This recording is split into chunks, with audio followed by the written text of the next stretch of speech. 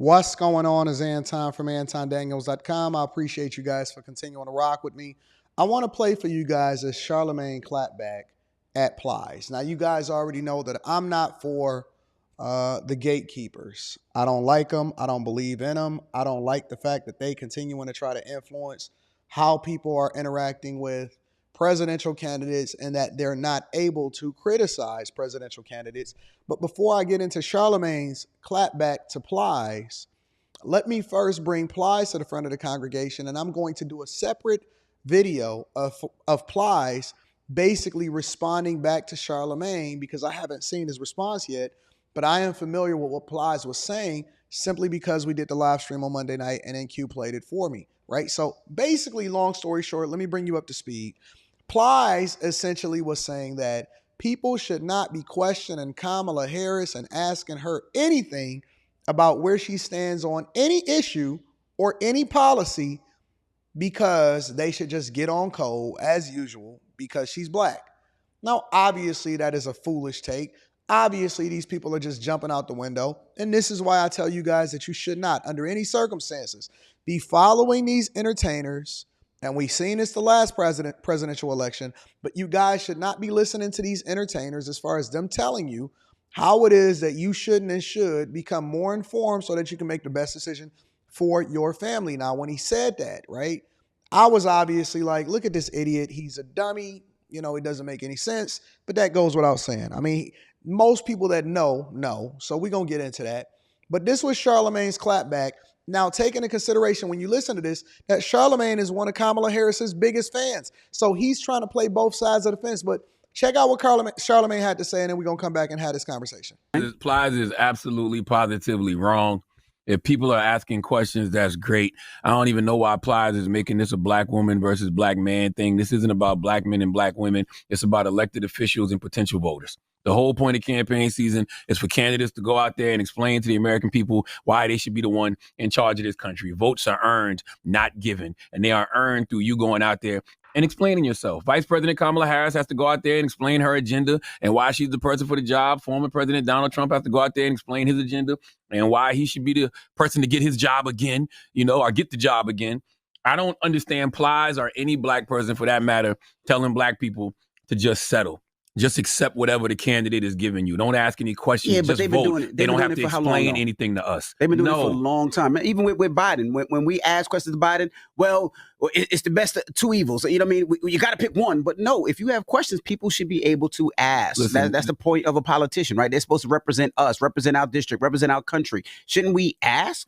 And by the way, they should be explaining without us asking. Mm-hmm. That's the whole point of them doing these press conferences and these meetings. Yeah. The same way these politicians have meetings for their donors and they have rallies and press conferences explaining themselves and their agendas to certain groups, they should have to explain themselves to black people.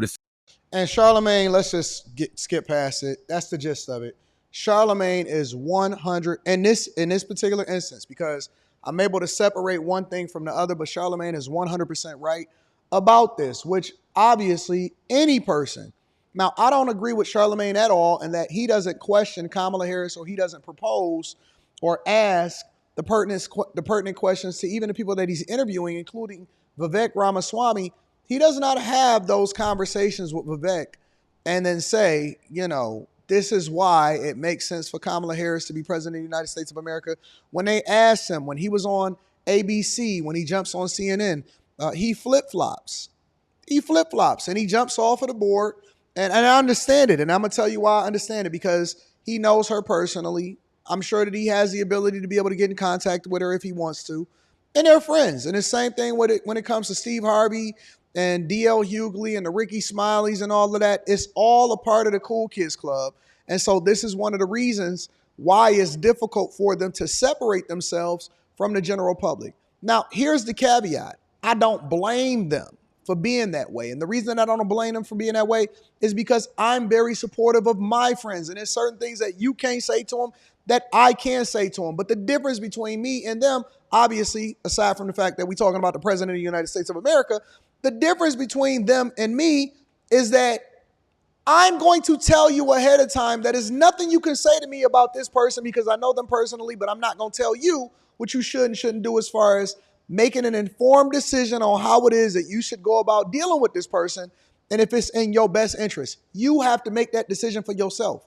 They are not being truthful. They are not being forthcoming. They're not being honest about the fact that you are being influenced by people that want to be friends with this person, and it doesn't necessarily matter about whether or not they got great policies or not. That's their person.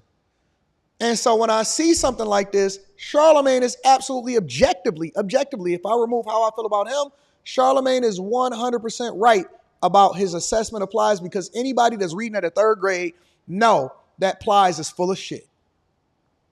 The flip side of that, though, is that Charlamagne themselves and the Steve Harveys and all of this stuff, and I've seen Steve Harvey's reply to Umar Johnson and stuff, they are not being transparent and forthcoming, and they just telling you guys and influencing y'all to get their friends in there instead of being objective, understandably, because they want their friends to win, instead of telling the people that, listen, I am compromised. Look, if my chick, for example, let's just frame it like this. If my good friend or my chick, let's just say my wife, right? She's trying to get to this position, or she's trying to win this particular district or whatever. I'm not going to sit here and tell y'all not to vote, of course, but you going to also know that I'm influenced and I'm impacted by it, because I have a vested interest in her becoming successful, because that's my person. That's my person. And so it's getting messy. It's getting messy like it always does. But it's getting messier than it has in any other time in history, because there's so much on the line. There's so much on the line. And so, yes, I agree 100% with this point in particular. It's almost like you got to pick and choose the parts that you like, and then you got to throw away the bone, and chew the meat, spit out the bone. And this person, I don't necessarily agree with the majority of what Umar Johnson usually says, but then I agree with him 100% when it is that he's saying that Kamala Harris is not necessarily the best person for the United States of America, and she hasn't necessarily aligned herself with the community that she's asking for votes from. And then I also know that he's a content creator more than he is a voice for black people, because more importantly, all he's ever done is create content, and that's why he does so many interviews and speaking engagements, but he doesn't actually do anything for the black community except for take, right? So you got to separate it. You got to kind of segment through it and get into it and have a conversation about it, and this person here and that person there. But I honestly, I think that all of them is compromised.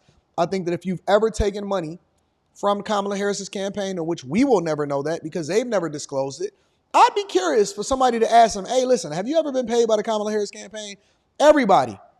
I know Steve Harvey said that he not, but it doesn't mean he's not ignorant. And he's more or less, he may be great in business and work ethic, and we give him respect for that. But as far as his political prowess and whether or not he should be the voice of reason for influencing people to vote a specific type of way, you got to remove that part of it. He's a great entertainer, not so good as far as making sure that he give you insight into the politician that you should vote for. So that's where I stand on it. I'm curious as to what you guys think. Make sure you tap into the Patreon. Link is in the description. We got after hours tonight, so that should be going right now. And then the Millionaire Morning Show in the morning. So we're going to rock out. We're going to get it. We're going to rock out. We're going to run it up, and we're going to take care of business. I love you. I appreciate y'all. Also, Teach Hanley, 40% off your first order, 20% off for life.